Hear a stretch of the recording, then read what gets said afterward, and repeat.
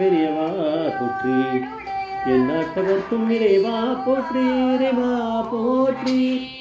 இறைவா சர்வஜா சர்வவியாபிமா பெரியவா சரணமா பெரியவா சரணம். சர்வஜா சர்வவியாபிமா பெரியவா சரணமாய பிறப்பருக்கும் மகா பெரியவா போற்றி. மாய பிறப்பருக்கும் மகா பெரியவா போற்றி. அபாரகட சிந்தம் ஜானம் சாஸ்திரப்பணம் ஸ்ரீ சந்திரசேகரன் பிரணாமதானம். கலியுக தெய்வம் காட்சி யூடியூப் சேனல் பிரத்யேகம் நமது மகாபெரிய பக்தர்களுக்கு ஏற்பட்டு கொண்டிருக்கும் உணவுகளை ஒவ்வொரு நாளும் ஒரு அனுபவம், ஒரு தலைப்பு. அனுபவத்தோட தலைப்பு பெரியவா நினைச்சுண்டா தானாகவே வருவார். பெரியவா நினைச்சுண்டா தானாகவே வருவார். இந்த சேனல் இதுக்கு சப்ஸ்கிரைப் பண்ணாதெல்லாம் பண்ணுங்க, தனிமே பாருங்கள். பெரியேரி ஸ்ரீ தியாகராஜ ஐயர் ராஜலக்ஷ்மி அவளுடைய அனுபவங்களை அவள் குடும்பத்தில் எல்லாருக்குமே அந்த அனுபவங்கள்லாம் ஸ்ரீ அருண்குமார், அப்புறம் அவளுடைய மூத்த சகோதரியான உஷா, ஸ்ரீமதி உஷாவா எங்கள் ஆத்துக்கு இப்போது ரீசெண்டாக வந்திருந்தா 7th அக்டோபர் அன்றைக்கி. அப்போது சொன்ன நிகழ்ச்சிகள்லாம் நம்ம இப்போ ஒவ்வொன்றா சொல்லிட்டு வரோம். 1955 உஷா பிறந்திருக்கா. இப்போ வந்து இது 2016 நடந்த ஒரு இன்சிடெண்ட்டு. அந்த நாள் வந்து உஷாவுக்கு வந்து அந்த அப்போ வந்து உஷாவுக்கு வந்து ஹெர்னியா சர்ஜரி பண்ண பிளான் பண்ணியிருக்கா. ஒரு நாள் முன்னாடி வந்து ஆத்துக்காரர் வந்து சைதாப்பேட்டில் ஐஓபியில் போய் பணத்தை எடுத்துன்னு வரணும், கேஷ் வித்ட்ரா பண்ணினா, ஏன்னா இப்போ சர்ஜரிக்கு இப்போ பணம் கட்டணுமே அதுக்காக அப்படின்னு போயிருக்காரு. ஏன்னா அந்த காலத்தில் இந்த ஏடிஎம் அந்த மாதிரிலாம் ஆரம்பிக்காத காலம் அந்த டைம். இப்போ பேங்க்கில் ஏகப்பட்ட கூட்டம் வேறு இருந்திருக்கு.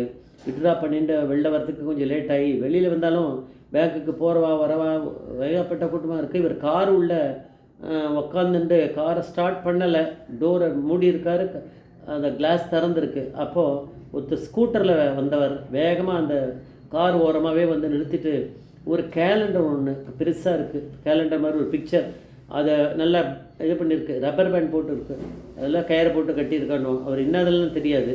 அதை கொடுத்துட்டு இதை மாமிக்கிட்ட கொடுத்துருங்கோ அப்படின்னாராம்.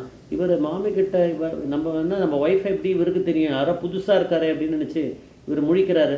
மாமியை பண்டர்பூரில் நான் பார்த்துருக்கேன் அப்படின்னு சொல்லி கொடுத்தானா, வண்டியை எடுத்துன்னு போயிட்டார். ஸ்கூட்டரை ஓட்டின்னு அவர் போயிட்டார்.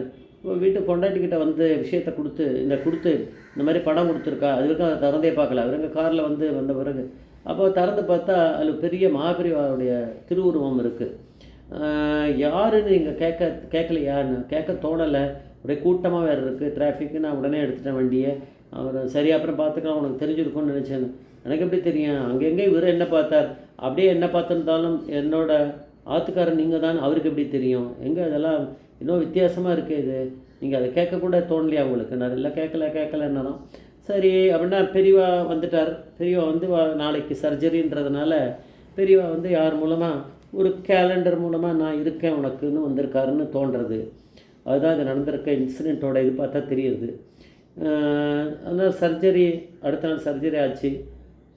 பெரியவா வந்து உங்கூடவே இருக்கேன்ற மாதிரி சர்ஜரி நல்லா இருக்குது, நல்லபடியாக முடிஞ்சிருது. அப்புறம் வந்து ஆனால் அந்த படத்தை வந்து வீட்டில் ஒரு இடத்துல மாட்டி விட்ருக்கா. அந்த இடத்துல அப்படின்னா அந்த பக்கம் கிராஸ் பண்ணும்போது போயிட்டு வரும்போதெல்லாம் தலை அது மேலே இடிக்கும் போல் இருக்குது. இடிஞ்சு அது லேசாக கிழிஞ்சு அது கொஞ்சம் ஒரு இடத்துல டேமேஜ் ஆகிடுது. அப்புறம் 10 வருஷம் அப்படியே ஓடிடுது, 1 வருஷம் ஓடிடுது. 1 வருஷத்துக்கு அப்புறம் 1 வருஷமாக அந்த கேலண்டரை அப்படியே வச்சுருக்கா, ஃப்ரேம் பண்ணாமல் மாட்டியிருக்கா. அதை இப்போ வந்து அதுக்கப்புறம் அது கீழே என்ன இருக்குது அப்படின்னு பார்த்தான்னா அதுக்கு கீழே படத்துக்கு கீழே வந்து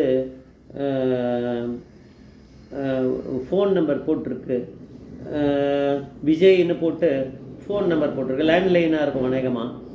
இவருக்கு ஃபோன் பண்ணி வந்து விஜய் அவகிட்ட ஃபோன் பேசியிருக்கா, இந்த மாதிரி எனக்கு ஒரு படம் இந்த மாதிரி பார்த்தேன், உங்களுக்கு பேர் போட்டிருக்கு, இது மாதிரி டேமேஜ் ஆகிடுத்து எனக்கு அனுப்புங்க அப்படின்னா அது வந்து அவர் வந்து அது வந்து 10 நாளில் அவர் அதே மாதிரி இவருக்கு இவருடைய அட்ரஸுக்கு கொரியரே பண்ணியிருக்கார். ஒரு கொரியர் பண்ணல, நீங்கள் ஒரு ஆளை அனுப்புங்க, கார் டிரைவர் நான் உங்களுக்கு கொடுத்துட்றேன், ஒரு கார் அனுப்புங்கன்னு ஒரு கார் டிரைவரை அமைச்சிருக்கா. அதே பணம் வந்து இவளுக்கு வந்திருக்கு. அப்புறம் அதை ஃப்ரேம் பண்ணி மாட்டியிருக்கா அப்படின்னு சொல்கிறா.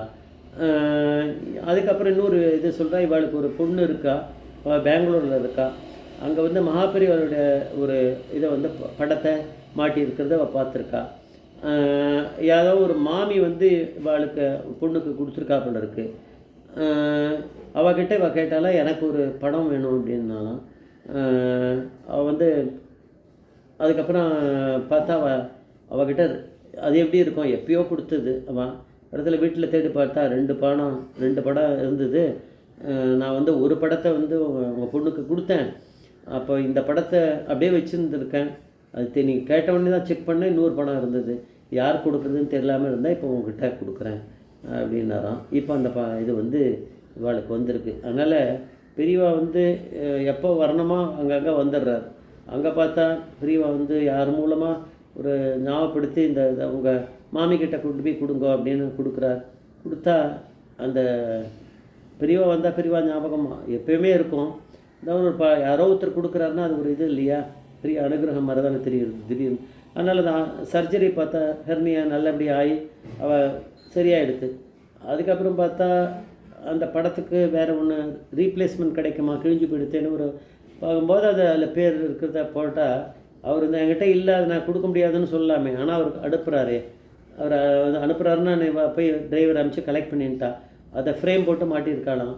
ஃபோன் நம்பரில் இருக்கிறத வச்சு அவர் பேரை வச்சுட்டு அவர் எந்த அட்ரஸ் இருக்கா அதை வச்சுட்டு ஃபோன் நம்பரை கண்டுபிடிச்சி ஃபோன் நம்பரை பண்ணி இப்படி தான் பண்ணியிருக்காவா, பண்ணி பண்ணியிருக்கா. அப்படியே ஒரு வருஷத்துக்கு அப்புறம் கூட அந்த படத்தை வந்து பெரியவா அந்த இது வாங்கியவா வந்து அதை ஃப்ரேம் பண்ணி மாட்டியிருக்கா. அப்படின்னா எப்பேற்பட்ட ஒரு அனுகிரகம் பெரியவா வந்து கூடவே இருக்கேன்னு காமிச்சிருக்காரு, வேறு ஒன்றும் இல்லை. அதுக்கடுத்து பார்த்தா பொண்ணு வீட்டுக்கு போகும்போது பார்த்தா அங்கே இருக்க கேலண்டரு அதே மாதிரி படம் நல்லா இருக்கே மாட்டியிருக்காள், இது மாதிரி எனக்கு ஒன்றும் யாரோ ஒரு மாமி கொடுத்தான்னா அந்த மாமி கிட்ட கேட்கும்போது அவள் சொல்கிறான்னா இல்லை நான் என்கிட்ட 2 படம் இருக்குது, ஒன்று கொடுத்தேன், இன்னும் ஒன்றத்தை யாருக்கிட்ட கொடுக்கணும்னு தெரியல, அவன்கிட்ட வச்சுருந்தேன், இப்போ உங்களுக்கு கொடுக்குறேன்னு அதையே நான் ஃப்ரேம் பண்ணி மாட்டியிருக்கேன் அப்படின்னு அந்த ஸ்ரீமதி உஷா அன்றைக்கி வரும்போது சொன்னான். பெரியவா வந்து எப்பேற்பட்ட அனுகிரகம் பண்ணுறாரு அப்படின்னு நம்ம தெரிஞ்சுக்கலாம். ஜெய் ஜெய்சங்கர் மகாபிரிய பாதவிச்சரம் மகாபிரிய பாதவிச்சரம்.